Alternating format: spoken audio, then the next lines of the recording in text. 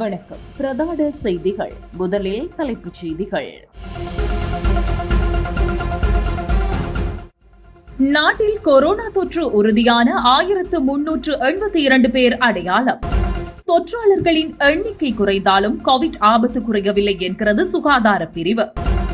வலிந்து காணாமலாக்கப்பட்டோரின் ஊடாக அறிக்கை வெளியீடு. புலிகளை கண்டு அஞ்சிய லொஹான் ரக்பத் துப்பாக்கியை காட்டி விரட்டுகிறார் சரத் பொன்சேகா தெரிவிப்பு. உள்ளக பிரச்சினைகளை தீர்க்க வெளியுறவு பொறிமுறை அவசியமில்லை அட்மிரல் பேராசிரியர் ஜெயநாத் கொலம்பகே தெரிவிப்பு.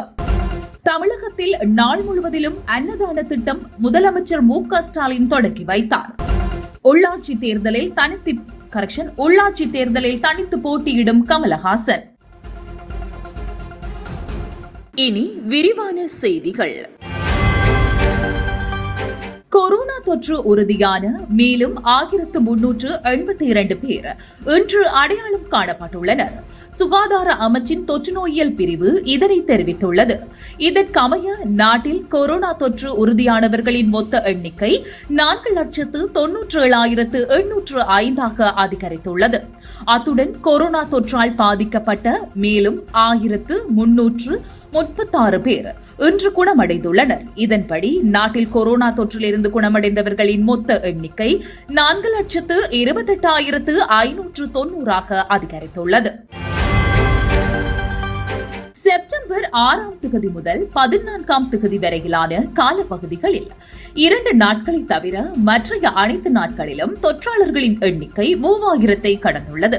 இந்த நாட்களில் தொற்று உறுதி செய்யப்படுவதில் தாமதிக்கப்பட்ட 3152 பேர் தொற்று நோய் பிரிவினால் மொத்த தொற்றாளர்களின் எண்ணிக்கையில் இன்று சேர்க்கப்பட்டுள்ளனர்.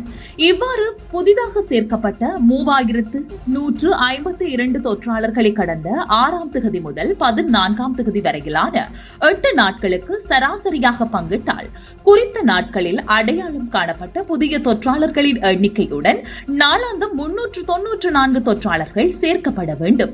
அவ்வாறு சேர்க்கப்பட்டால் குறித்த 8 நாட்களில் 2 நாட்களை தவிர மற்ற அனைத்து நாட்களிலும் நாளாந்தம் தொற்றாளர்களின் எண்ணிக்கையானது 3000-ஐ கடப்பதை அவதானிக்க முடிகிறது.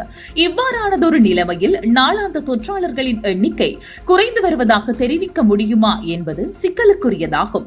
இது தொடர்பில் பிரதி சுகாதார சேவைகள் பணிப்பாளர் நாயகம் வைத்தியர் கேமந்த கேரத் தெரிவிக்கையில், விடுபட்ட தொற்றாளர்களை மொத்த தொற்றாளர்களின் எண்ணிக்கையில் சேர்க்கும் போது நாளாந்தம் பதிவான மொத்த தொற்றாளர்களின் எண்ணிக்கையில் சிறிய மாற்றம் ஏற்படும்.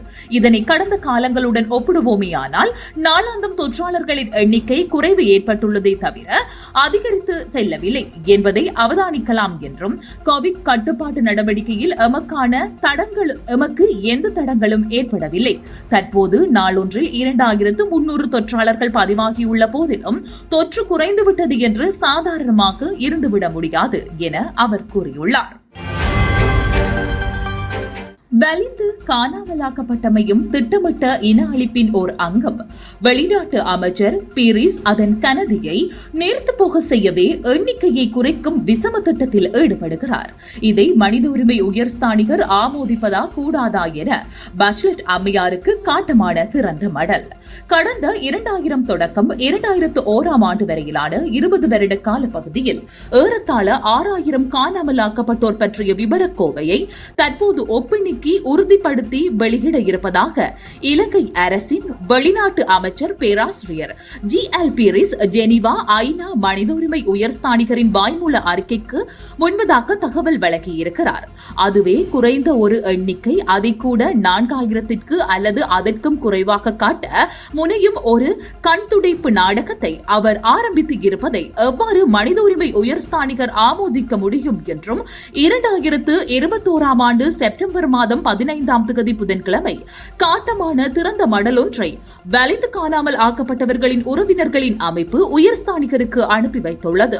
ஆங்கில மொழியில் 2 பக்கங்களில் வரையப்பட்ட இந்த மடலில் மேலும் சுட்டிக்காட்டப்பட்டமையும் கோரிக்கையாக முன்வைக்கப்பட்டவையுமான விவரங்கள் சுருக்கம் வருமாறு: இலங்கை அரசு திட்டமிட்ட இன அழிப்பையே வடக்கு கிழக்கில் தமிழ் மக்களுக்கு எதிராக புரிந்துள்ளது. அதன் அங்கமாகவே கடந்த 20 வருடங்களுக்குள் மாத்திரம் குறைந்தது 15,000 தமிழர்கள் அரச படையினராலும் அவர்களின் இயக்கப்பட்டவர்களாலும் வலைத்து காணாமல் ஆக்கப்பட்டுள்ளனர். இவர்களில் பெரும்பாலானோர்கள் அப்பாவிகள் என்பது மட்டுமல்ல 95% 16 வயதிற்கும் 35 வயதிற்கும் இடைப்பட்ட ஆண்கள் ஆவர். இது ஒரு திட்டமிட்ட இன அழிப்பு செயல். இந்த தொகையை குறைத்துவிட இலங்கை அரசு முயற்சிக்கிறது. அதை எவ்வாறு ஐநா மனித உரிமை உயர்ஸ்தானிகர் பீரிஸை ஆமோதிப்பதன் மூலம் காணாமல் போன ஆட்கள் பற்றிய அலுவலக பொறிமுறையை வரவேற்பதன் மூலம் அங்கீகரிக்க முடியும்? இதற்கு அப்பால் 6 மாதங்களுக்கு முன்னர் உலக பொறிமுறை படுதோல்வியை கண்டது. எனவே ஐநா உறுப்புரிமை நாடுகள் குற்றவாளிகளை சர்வதேச குற்றவியல் நீதிமன்றம் போன்ற சர்வதேச விசாரணை பொறிமுறைகள் ஊடாக விசாரிக்க வேண்டும் என்று கடுமையாக பிரேரித்து விட்டு அடுத்த சில மாதங்களுக்கு தீவில் மனித உரிமைகள் சீரழிந்து செல்லும் நிலையிலும் கொழும்பு அரசாங்கத்தின் உள்ளக பொறிமுறையை ஆமோதிக்கும் நிலைமையை உயர்ஸ்தானிகர் எவ்வாறு கைக்கொள்ளலாம்? இலங்கை அரசிடம் ஐநா தன்னிடம் இருக்கும் காணாமலாக்கப்பட்டோர் தொடர்பான முறையீடுகளை ஏன் ஒப்படைத்தது? இது உறவினர்களுக்கு ஆபத்தானது. இலங்கையின் வடக்கு கிழக்கில் இருந்து ராணுவத்தை முற்றாக அகற்றுவதை ஐநா மேற்பார்வையில் இங்கு பாதுகாப்பை உறுதி செய்தால் மாத்திரமே காணாமலாக்கப்பட்டோரின் விவரங்களை முழுமையாக திரட்ட முடியும். காணாமலாக்கப்பட்டோருக்கான நீதி சர்வதேச மட்டத்திலான சுயாதீன விசாரணை மூலம், அதுவும் இன அழிப்பு குறித்த பார்வையுடனான விசாரணைக்கு உள்ளடக்கப்பட்டதாக மியன்மார் மற்றும் சிரியா போன்ற நாடுகளுக்கு கையாண்ட அதியுச்ச நிகழ்ச்சி நிரலுக்கு வைத்து அனுப்பப்பட வேண்டும். எனவே மனித உரிமை பேரவையின் அதியுச்ச நிகழ்ச்சி நிரல் 4க்குள் இலங்கையை கொண்டு வந்து அடுத்த கட்ட நடவடிக்கை முன்னெடுக்கப்பட வேண்டும் என்று தீர்மானமாக கோருகிறோம். இன அழிப்பு குறித்து உண்மையை கண்டறியும் பணிக்குழு ஒன்றை நியமிக்கப்பட வேண்டும் என்றும் கேட்டுக்கொள்கிறோம் என இந்த மடலில் தெரிவிக்கப்பட்டுள்ளது. முன்னொரு காலத்தில் விடுதலை புலிகளின் பெயரை கேட்டாலே அஞ்சி பதுங்கிய லொஹான் ரத்வத்தே இப்போது சிறையில் அடைக்கப்பட்டுள்ள விடுதலை புலிகள் அமைப்பின் முன்னாள் உறுப்பினர்களின் தலையில் துப்பாக்கியை வைத்து விரட்டுகிறார். இது மிகவும் இழிவான செயலாகும். துணிச்சலற்ற முதுகெலும்பற்ற நபர்களே இவ்வாறான செயல்களில் ஈடுபடுவார்கள் என்று சுட்டிக்காட்டியுள்ள ஐக்கிய மக்கள் சக்தியின் பாராளுமன்ற உறுப்பினர் பீல்டு மார்ஷல் சரத் பொன்சேகா லொஹான் ரத்வத்தேவிற்கு எதிராக அரசாங்கம் மேற்கொள்ளவிருக்கும் சட்ட நடவடிக்கை என்னவென்று கேள்வி எழுப்பியுள்ளார். கொழும்பில் உள்ள ஐக்கிய மக்கள் சக்தியின் தலைமை காரியாலயத்தில் இன்று வியாழக்கிழமை ஏற்பாடு செய்திருந்த ஊடகவியலாளர் சந்திப்பில் கலந்து கொண்டு கருத்து வெளியிடுகையிலேயே அவர் மேற்கண்டவாறு குறிப்பிட்டுள்ளார். அங்கு அவர் மேலும் கூறியுள்ளதாவது: கொரோனா வைரஸ் பரவலை கட்டுப்படுத்துவதற்காக நாடு முடக்கப்பட்டிருக்கின்றது. இருப்பினும் வீதிகளிலும் வாகன போக்குவரத்து வழமையை போன்று காணப்படுவதுடன் குறைந்தபட்சமாக போலீசாரால் மேற்கொள்ளப்பட்டு வந்த சோதனை நடவடிக்கைகளும் நிறுத்தப்பட்டிருக்கின்றன. அவ்வாறு இருப்பினும் கூட பொதுமக்கள் தாமாகவே உணர்ந்து சுகாதார பாதுகாப்பு வழிகாட்டல்களுக்கு அமைவாக செயற்பட்டமையின் விளைவாக ஓரளவிற்கு சாதகமான பெறுபேற்றை பெற்றுக் கொள்ள முடிகிறது. மக்களின் ஒத்துழைப்புடன் எதிர்வரும் காலங்களில் இதனை தொடர வேண்டும் என வலியுறுத்துகிறோம். ஏனெனில் கொரோனா வைரஸ் பரவலை கட்டுப்படுத்துவதற்கான தீர்மானங்களும் நடவடிக்கைகளும் சுகாதார பிரிவினர் மற்றும் விசேட மருத்துவ நிபுணர்களின் ஆலோசனைக்கு அமைவாக மேற்கொள்ளப்படுகின்றனவா என்ற சந்தேகம் நிலவுகிறது. ஆகவே பொதுமக்கள் தத்தமது சுகாதார பாதுகாப்பிற்கு முக்கியத்துவம் வழங்கி அதனூடாக செயற்பட வேண்டும் எனவும் அவர் தெரிவித்துள்ளார். தற்போதைய அரசாங்கத்தினால் உயர் பதவிகளுக்கு நியமிக்கப்பட்ட பலர் அரசாங்கத்தின் செயற்பாடுகளில் அதிருப்தியடைந்து அவர்களாகவே விலகிச் செல்கிறார்கள். குறிப்பாக மிகவும் திறமையான சிரேஷ்ட வைத்திய நிபுணர்கள் கோவிட்-19 வைரஸ் பரவல் தொடர்பான தொழில்நுட்ப குழுவில் இருந்து விலகியிருக்கிறார்கள். தற்போதைய அரசாங்கத்தினால் மத்திய வங்கியின் ஆளுநராக நியமிக்கப்பட்ட பேராசிரியர் WD லக்ஷ்மன் மிக குறுகிய காலத்திலேயே பதவியை விலக்கிச் செல்கின்றார். இவ்வாறு அரசாங்கத்தை ஆட்சி பீடம் ஏற்றுவதற்கு முனைப்புடன் செயற்பட்ட புத்திஜீவிகள் விசேட நிபுணர்கள் பலரும் இவ்வாறு வெகுவாக அதிருப்தி அடைந்திருக்கிறார்கள். ஒவ்வொரு பதவிகளுக்கும் தகுதி வாய்ந்தவர்களை நியமிப்பதன் ஊடாகவே நாட்டை முன்னேற்ற முடியும். மாறாக போதைப் பொருள் வர்த்தகர்களையும் துப்பாக்கி காண்பித்து அடாவடித்தனத்தில் ஈடுபடுவோரையும் நியமிப்பதன் மூலம் எதையும் செய்ய முடியாது என அவர் சுட்டிக்காட்டியுள்ளார்.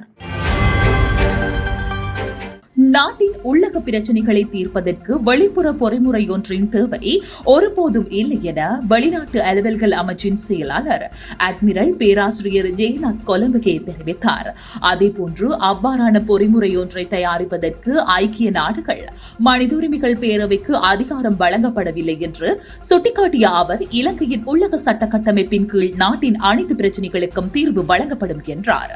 ஜனாதிபதி ஊடக மையத்தால் ஏற்பாடு செய்யப்படும் ஊடக சந்திப்பு இன்று வியாழக்கிழமை முற்பகல் வீடியோ தொழில்நுட்பத்தினூடாக நடத்தப்பட்ட போது அதில் கலந்து கொண்டு கருத்து தெரிவிக்கையிலேயே அவர் இவ்வாறு தெரிவித்துள்ளார். ஜெனீவா குற்றச்சாட்டுகள், ஐக்கிய நாடுகள் பொதுசபை கூட்டத்தொடர் மற்றும் இலங்கையின் வெளிநாட்டு கொள்கை எனும் தலைப்புகளின் கீழ் இந்த ஊடக சந்திப்பு இடம்பெற்றுள்ளது. ஐக்கிய நாடுகள் மனித உரிமைகள் பேரவையின் இம்முறை கூட்டத்தொடரின் போது அதன் ஆணையாளர் நாயகம் மிச்சல் பாட்லெட் அவர்களினால் முன்வைக்கப்பட்ட வாய்மொழி அறிக்கையின் போது காணாமல் போனோருக்கு நட்டஈடு வழங்கல், LTTE சிறை கைதிகளை விடுவித்தல், பயங்கரவாத ஒழிப்பு சட்டத்தை திருத்துதல் உள்ளிட்ட பல விடயங்கள் தொடர்பில் இலங்கை அரசாங்கம் முன்னெடுத்த நடவடிக்கைகளுக்கு பாராட்டுக்களை தெரிவித்திருந்தமை மகிழ்ச்சிக்குரியது எனவும் அவர் தெரிவித்துள்ளார். மனித உரிமைகளுக்குள் மறைந்திருந்து இலங்கையின் உள்ளக விடயங்களில் தலையீடு செய்வதை சீனா, ரஷ்யா, ஜப்பான், வடகொரியா, தென்கொரியா, பாகிஸ்தான், ஈராக், வெனிசுலா ஆகிய 15 நாடுகள் எதிர்த்தது. இலங்கையுடன் கைகோர்த்துள்ளன. மனித உரிமைகள் பாதுகாத்தல், நல்லிணக்கத்தை பின்பற்றல், பயங்கரவாதத்தை ஒழித்தல் போன்ற விடயங்களில் அரசாங்கம் கொண்டுள்ள பொறுப்புணர்வும் அவர்களின் விசேட பாராட்டிற்கு உரியதாக இருக்கின்றது என அவர் மேலும் தெரிவித்துள்ளார். தொடர்பது வெளிநாட்டு செய்தி. கோயில்களில் முப்பொழுதும் அன்னதானம் வழங்கும் திட்டத்தை முதலமைச்சர் மு.க. ஸ்டாலின் தொடங்கி வைத்துள்ளார். திருச்செந்தூர், சமயபுரம், திருத்தணி கோயில்களில் முப்பொழுதும் அன்னதானம் வழங்கும் திட்டத்தை தமிழக முதலமைச்சர் மு.க. ஸ்டாலின் தலைமையில் காணொலி காட்சி வாயிலாக இன்று தொடங்கி வைத்தார். நிகழ்ச்சியில் இந்து சமய அறநெறிநிலைத்துறை அமைச்சர் சேகர்பாபு தலைமையில் செயலாளர் இறையன்பு, அறநிலைத்துறை ஆணையர் குமரகுருபரன் உள்ளிட்டோர் கலந்து கொண்டனர். முப்பொழுதும் அன்னதானம் திட்டம் மூலமாக காலை கோவில் நடை திறந்து முதல் இரவு கோவில் நடை அடைக்கும் வரைக்கும் அன்னதானம் வழங்கப்படும். தினமும் 3000 பேருக்கு உணவு வழங்கவும், திருவிழா நாட்களில் 5000 பேருக்கு அன்னதானம் வழங்கவும் திட்டமிடப்பட்டுள்ளது என்பதும் குறிப்பிடத்தக்கதாகும். ஊரக உள்ளாட்சி தேர்தலில் தனித்து போட்டியிட உள்ளதாக அறிவித்துள்ளது மக்கள் நீதி மய்யம். 9 மாவட்டங்களுக்கான ஊரக உள்ளாட்சி தேர்தல் அக்டோபர் மாதம் 6, 9 ஆகிய தேதிகளில் 2 கட்டங்களாக நடைபெறுகிறது. இதனையடுத்து விருப்ப மனு வாங்குவது உள்ளிட்ட தேர்தலுக்கு தயாராகும் பணிகளில் அரசியல் கட்சிகள் ஈடுபட்டு வருகின்றன.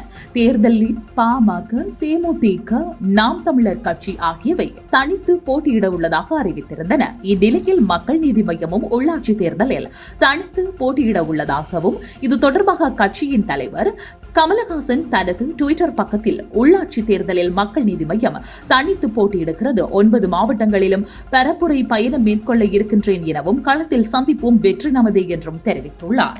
இத்துடன் டியூப் தமிழின் பிரதான செய்திகள் நிறைவடைகின்றன.